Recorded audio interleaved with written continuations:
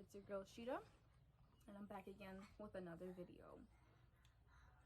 As you can see, Mason's in the background. I'm gonna try my hardest to ignore him. Some things I forgot to mention in my previous video was how I felt when my father found out about my pregnancy. It was the first time I cried when I found out. I was shocked. As I said before, I didn't cry, didn't talk, didn't do anything, I was emotionless. And when my father found out, that broke it. Like, I was just like it hit me, like, damn, I disappointed my whole family, my sisters, everyone. I just disappointed everyone. Like, it was just so sad. Like, it just hit me. Like, yo, oh my gosh, I really effed up.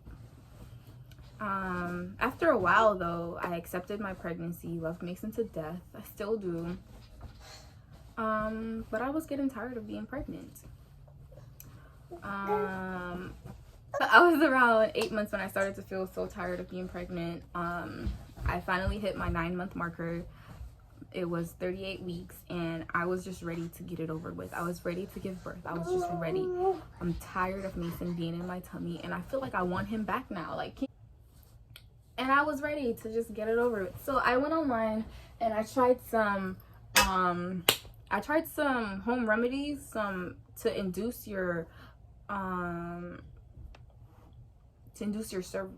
yourself to go into labor. And I tried every single one of them since I was 37 weeks. Since I was 37 weeks, I started eating pineapples. Once I hit my 38-week marker, I started eating garlic.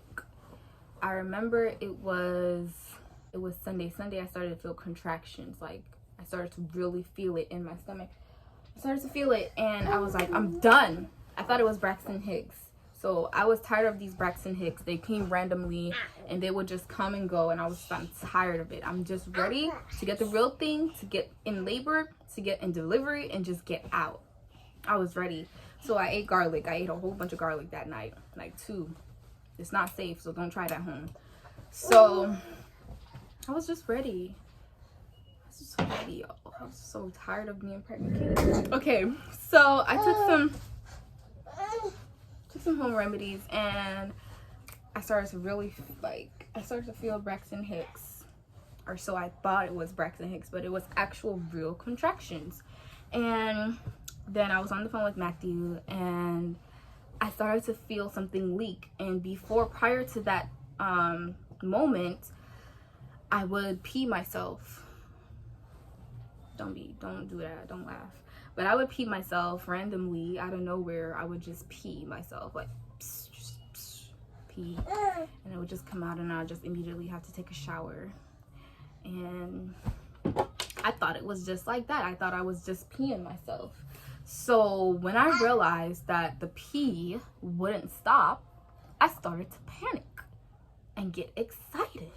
I was like, oh shoot, I'm about to give birth. So I was like, Matthew, I think my water just broke. It's time to go. Tell your mom, let's go, let's get to it. And I went outside, right? I went outside so excited. I was like, Sammy, my water just broke. Call 911. Sammy's gonna be like, What's 911 number? Sammy, it's 911. I think that was just the funniest part of my labor. My whole thing. Like, it was just so funny because I think he was in such a panic mode that he just forgot the number, even though it was in the name. Anyways, I told my brother, I was like, bro, I'm about to give birth. Jimmy, I'm gonna give birth. He was like, what? You're gonna give birth? Oh my gosh, we gotta get the bag. We gotta get the bag. We gotta get this. We gotta get this. We gotta get that. I was like, calm down. I was the only one that wasn't nervous, and I was the one that was gonna give birth. Don't let me get started on my mom. My mom, she was hectic because she was at work and she wasn't home. So she was just all over the place. She was like, oh my gosh, I gotta go. Are you feeling okay? Are you this or that? Mind you, when she's asking me all these questions, I'm on the phone with the 911. and I have to answer the 911 questions, and my mom over here on the phone is asking me, hello, what's going on? I'm like, Mom, I'm trying to talk to the ambulance. And then I was going back and forth until they asked me if I was high risk, and I was like, yes, I'm high risk. Not because I'm young. That's not the reason why I was high risk. I was high risk because Mason had the mamalocious. I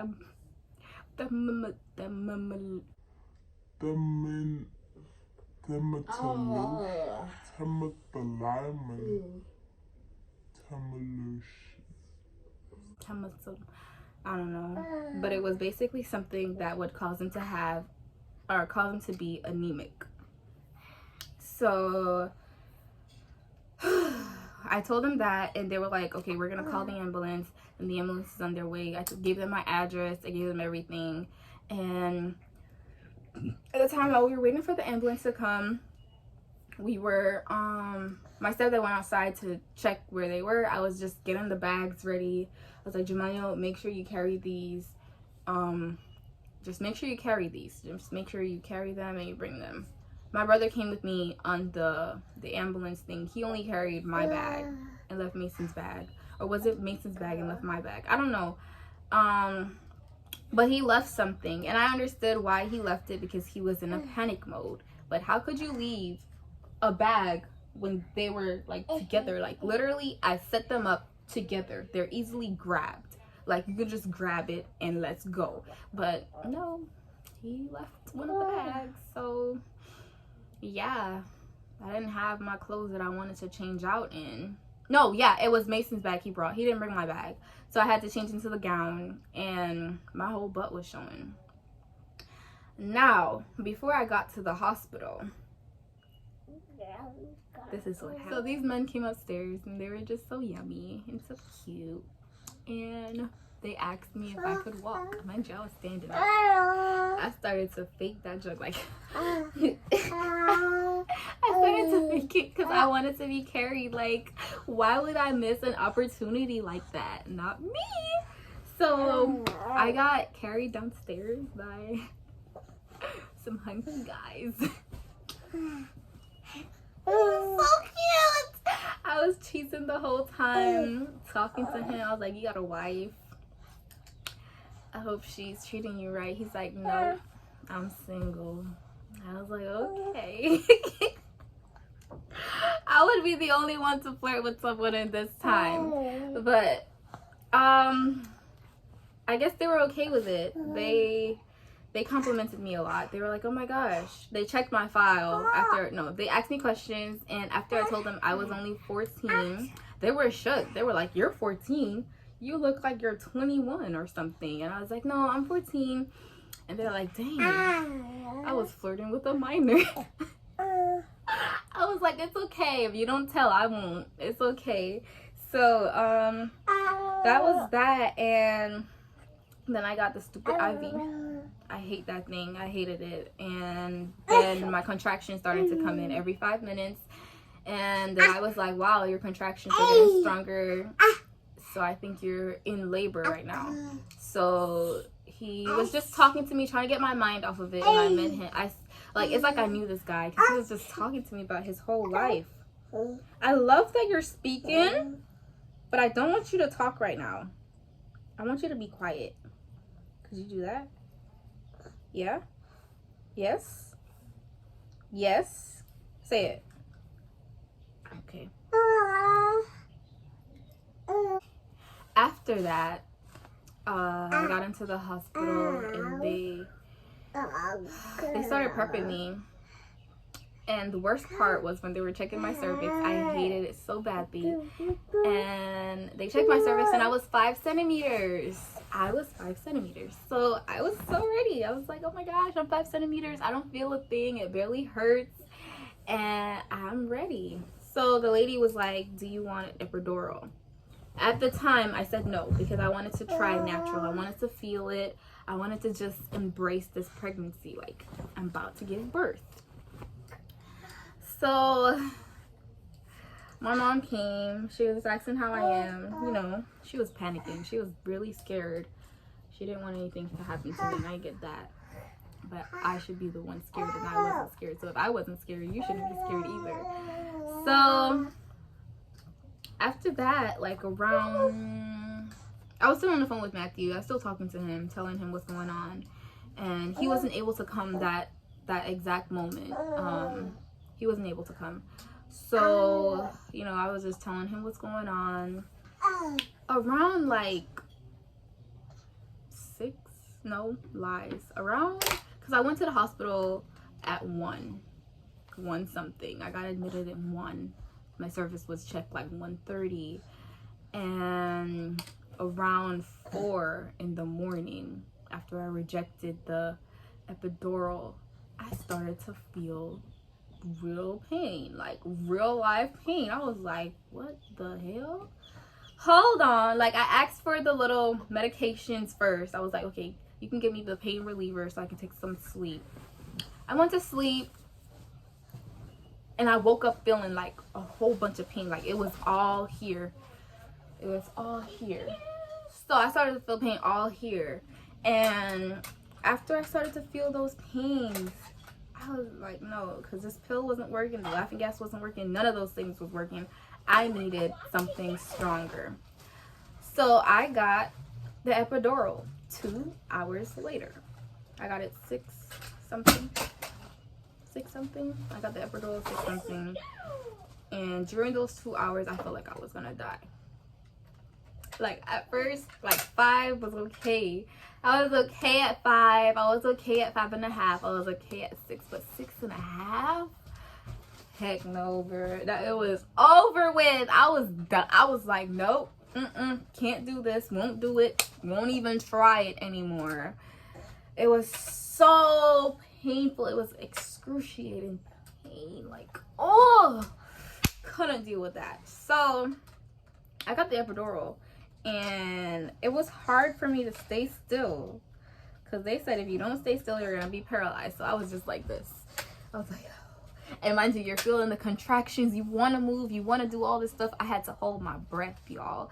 I had to.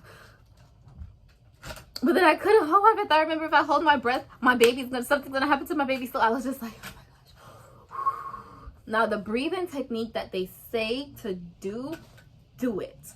If you're in my situation and you're pregnant and you're about to go into labor, do the breathing technique. It helps relax your body. Relax your body. Don't tense it up, because when you tense it, that's what I realized I was doing. And if I knew, that I was doing that, then I probably wouldn't have gotten the epidural. I probably would have used the breathing technique. It just makes your body more relaxed. It makes the contractions slow. It doesn't more relaxing for you. It was just more breathable. It made the contractions flow, as I said. I got the epidural and I knocked out. Like, I just knocked out. I woke up when my Matthew came. I woke up and I felt a sense of hate towards him, because, like, in my head, I'm like, not hate, resentment. I'm going through this. You not going through nothing. I wanted to hurt him. I did. I'm not even gonna lie to you. I wanted to hurt him. I wanted him to feel some sort of what I was feeling, But I'm not even gonna cap. After all that pain, the epidural started to work a little bit. I was still feeling some of the pain, but I was managing. It was funny. Like, I appreciate everyone except that one person, and we're gonna talk about her later. I appreciate everyone that came and made me laugh. Like, my cousin came. She came to support me, and Matthew was there. Matthew's mom was there, and my mom was there, and I was just laughing. And my doula, let's not forget about Francisca. Dang, I forgot your name. I'm sorry. Let's not forget about my doula. She was there. She was making sure I was okay. She was offering to massage and all sorts of stuff. Get yourself a doula. Let me tell you, like, it is worth it. She will give you information. She'll be that person for you to talk to. A lot of times when I needed someone to talk to, she was there. Get yourself a doula, okay? It's not mandatory, but it's recommended. It is recommended. Get yourself a doula.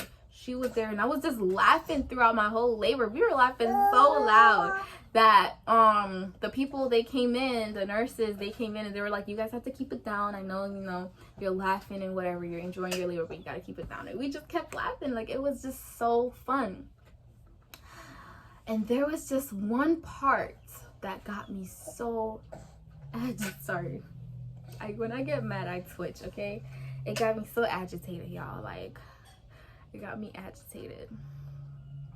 This lady, I'm not gonna mention her name, she came in, and I get it, you gotta eat. But the rule in my room was no eating. Due to the fact that, I mean, I've forgiven her, whatever. But due to the fact that I can't eat, and I'm hungry, and I have a child inside of me, I'm the one that's in labor. I don't want no one eating in the room. No one eating in the room. And that's just it. Don't eat in my room. So she came in, and she was eating and drinking in front of my face. And I was like, no eating in the room. She thought I was joking. And she was like, girl, I've been where you were. I had 2 kids and this and that. And I'm like, do I care? Does it look like I give a F? I don't care. I don't business. Me no care. Me no care. Me no care. You can come out of my room right now, or call security, and then I'll get you. And that was it. And that was that. I got so mad, y'all, but I was trying to be, which I shouldn't have to try. I should have been disrespectful because that was like the most appropriate word. Let's just say I had the right to do what I meant. She was just not listening, so I ignored her and just continued about my day, because Matthew's mom was giving me that eye, like, just leave it alone. Just leave it alone. She lucky I love Matthew's mom and respect Matthew's mom. I left her alone because I was going to tell her some things, yo. I was going to tell her some things. But it's okay, because it's okay. It's over and with. And around like 4, I got my cervix checked again. I hated that. So the lady, she checked my cervix and she was like, you're 9 centimeters. You're 9, about to be 10 centimeters. You're about to go in labor. And I was like, oh my gosh, yes! All this is about to be over. So the doctor came in and I was like, this part got confusing. The doctor checked my cervix again. And then the doctor was like, the nurse said you're 9, but now you're 8. And I'm like, what do you mean I'm 8? What do you mean I'm 8 centimeters? What does that mean? What are you talking about? The nurse just checked. Mind you, she just checked like 5 minutes ago that I was 9 centimeters. The doctor came in. She started telling me stuff like, we're considering going into emergency C-section and this and that. And I'm just like, why are we going emergency C-section? Then they're like, in your ultrasound, it shows that the baby's head isn't turned right. And I'm like, why does the baby head needs to be turned right? He's getting pushed out. Do you expect him to stay in one position the whole time? And I was just asking questions, and I'm just like, why? Why do I need to do that? Why? And I'm a person to ask questions, y'all. But I saw how scared my mom was. And the doctor was like, another option is that we shove a camera up inside of you to watch how things go. And it just sounded more complicated and painful. And I was just like, why do I have to go through all of that? I'm doing good. And mind you, this all happened after they tried to speed up my delivery. They tried to speed it up. Shoot, I didn't want it. They tried to speed up my delivery. And with Pitocin. So when you're in my position, do not get Pitocin. If you're really good in your labor, don't get Pitocin. They said that they're going to give it to you. Don't get it. Don't get it. Reject it, refuse it, and that. Don't get it. Because it can't affect your labor. I did research. It can't affect it. It can't affect the process of it. So after all of that, I've decided to just go ahead and get the go ahead and do the emergency C-section. I was like, okay, whatever. I started crying without knowing that I was crying because I was getting frustrated. Like, yo, I just wanted to get in, get through this, push and go. Like, that was the plan, push and go. But now I have to get cut and go. So My mom, like, I wanted Matthew in the room. That was my original choice. Matthew, of course. Matthew. We were gonna take Matthew, and then my mom, she came, she whispered something in my ears that got me pissed off. Like, here I am about to go in surgery, and you're coming here telling me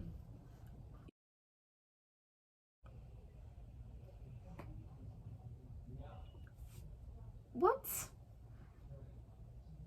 So I ended up choosing my mom over Matthew, and I know it hurt him a lot, like a lot, because he was literally about to get changed into the gown and everything, and chose my mom. But I did tell the nurses to let him come when it's time to cut the baby. Let him come in, and they were like, okay. But they didn't let that happen. They didn't let him cut it.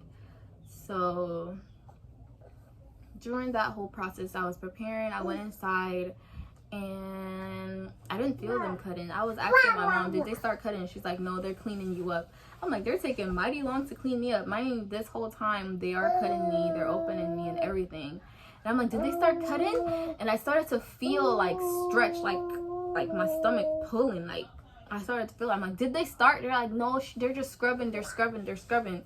And I started to feel, I'm like, Ma, you lied. They're really opening me. And I started to panic, and then she's like, relax, calm down. And then I heard Mason. And my request was for them to clean Mason before they put him on me, because I didn't want him on me with all that blood and gooiness. Kill me, crucify me. That was just, it was just, I didn't want him on me with that. Right? Yeah. So, after that, they put him on me, and, they started stitching me. So I didn't get to have that bonding time with my son, like, you know, the skin to skin, loving, everything. They started stitching me, and all I felt was pain.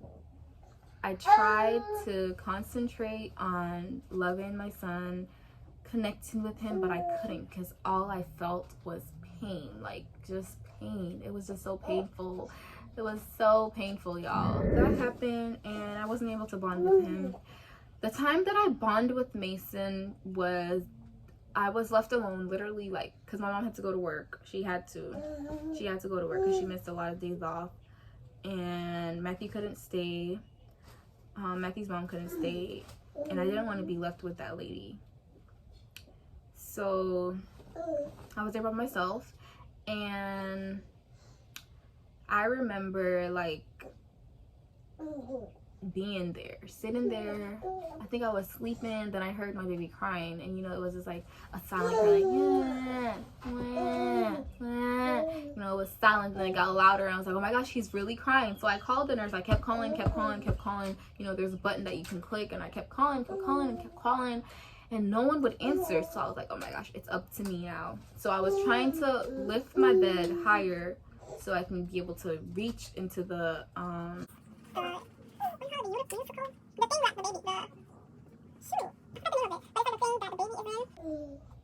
I don't remember, but yeah, so the thing was there, and I was trying to get to him, lift up and get to him, and I wasn't able to. Like, it was just hard for me to do that. So I went up. I had to lift myself up, and mind you, I just got my scar, and all of this was going on. I just got my scar. So this was going on. I had just gotten my scar, and I was supposed to heal.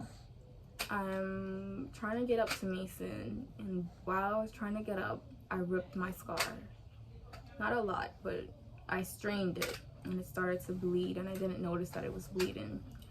So I got Mason, and I started to cry. Not because the scar ripped, but because I went through that pain to get to this bundle of joy. You know, when they say, oh, after you receive the baby, after you give birth to that baby and he is welcomed into this world and you hold him that first time, you will get that connection. That did not happen to me. I got the connection after the whole thing, after I gave birth, like 3 hours later, when he needed me as a mom, and I went and I picked him up, even though I wasn't supposed to, even though my scar was at risk, even though my whole belly could have opened up and all my organs could have went out. I still risked all of that to get to him. I basically risked my life to get to him. And I think that's what connected me and made me realize I'm a mom, yo. This is my child. This is my everything. And that's what made me realize that I was a mom. I'll never forget this time. I'll never ever, like, it will never ever slip my mind. It will always be so vivid. That night will always be so clear to me. Like, the time I found out I was a mom, it would always be my greatest story, my greatest testimony, because he saved my life. This dude, this annoying, smart, handsome, loving, oh my gosh, attentive baby. He's not even a baby no more. He's a boy. He's a little boy. This boy right here saved my life. And that is the end of my pregnancy story. Can you come here? Can you come here real quick? Can you come here? Come here. That's the end of my pregnancy story, y'all. He doesn't want to come. I'll insert some pictures here, and you guys could see, you know, my journey, my little journey. How I look good, don't I? I had a big nose. I had a very big nose, y'all. I mean, I still do, but it was like Squidward. Anyways, Sheeta out. And don't forget to like, comment, share, and subscribe. Just let me know how I did in this video. Period.